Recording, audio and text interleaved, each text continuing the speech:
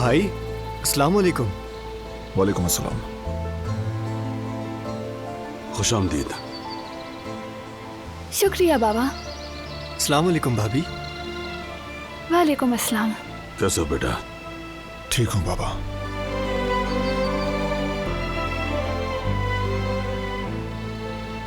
खुश हो बेटा। बहुत शुक्रिया।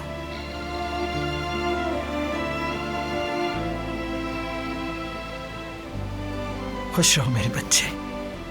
बहुत शुक्रिया दादी जान। खुश आमदीद बारान साहब। बहुत शुक्रिया।